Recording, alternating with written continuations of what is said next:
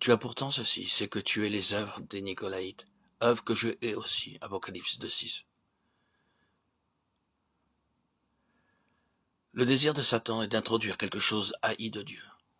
Son objectif est de corrompre en introduisant quelque chose que Dieu est. Et remarquez, s'il y a dans l'Église quelque chose que Dieu est, alors le pouvoir de Satan est établi, et la main de Dieu est paralysée. C'est ce que poursuit Satan.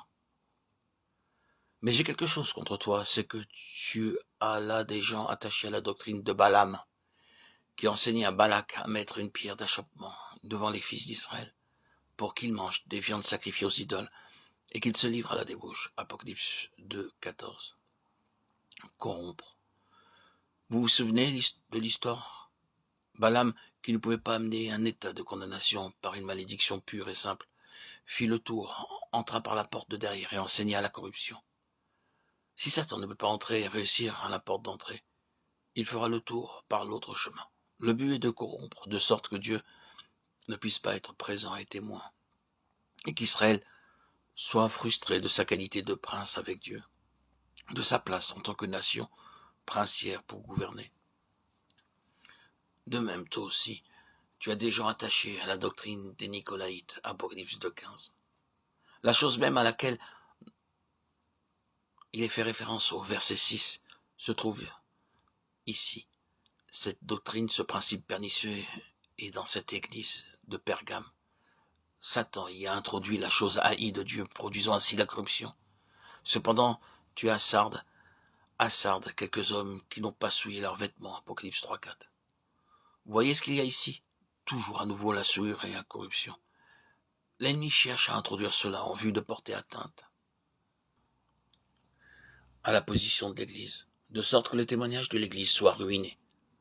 Je pense que la meilleure façon de démontrer cela, c'est de continuer par notre aspect.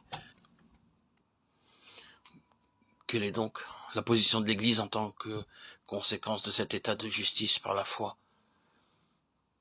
Ce n'est pas sans signification qu'en traitant avec les églises, Éphèse vienne en premier. Il y a un sens dans lequel Éphèse est inclusive et fondamentale. Toutes ces églises en Asie vinrent à l'existence par le moyen de Paul. Regardez Actes 19. En premier lieu, il est dit au verset 10, « Tous ceux qui habitaient l'Asie entendirent la parole du Seigneur. »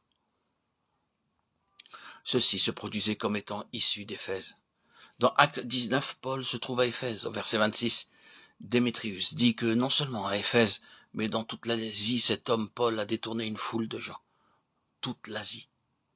Ici, vous avez 7 églises en Asie. Donc, Éphèse est la clé, le cœur de toute la chose.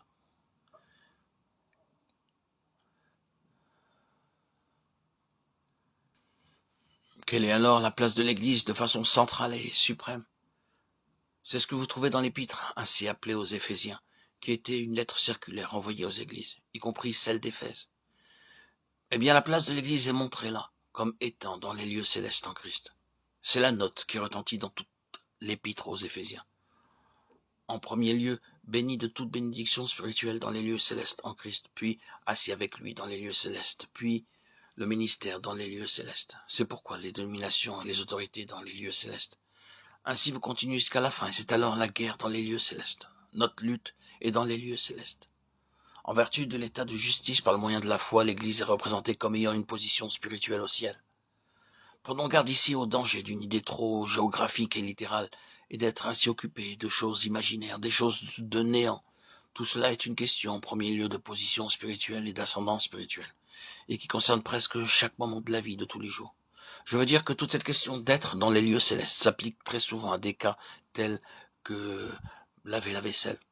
Vous pouvez être dans les lieux célestes tandis que vous lavez la vaisselle, ou il peut en être tout autrement en ce qui vous concerne. Cela dépend de l'état d'esprit dans lequel vous le faites. Commencez à vous plaindre et à grommeler. C'est un travail trop servile pour un enfant de Dieu, un héritier du royaume des cieux. Imaginez-moi devant faire ceci, et vous n'êtes pas dans les cieux.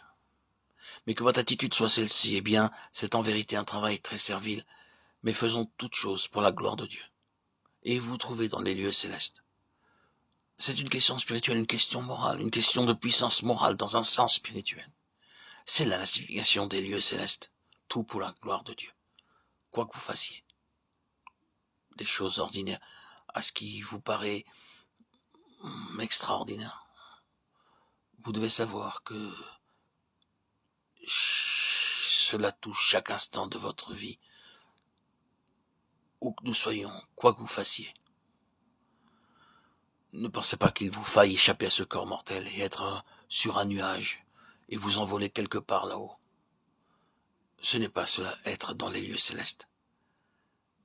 Être dans les lieux célestes, c'est tout faire pour la gloire de Dieu, dans chacun des détails de votre vie, des petites choses comme des grandes. Tout consiste à vous décentrer de vous-même pour tout porter vers le Seigneur, quoi que vous fassiez, dans chacun de vos petits actes quotidiens. Voilà, être dans les lieux célestes.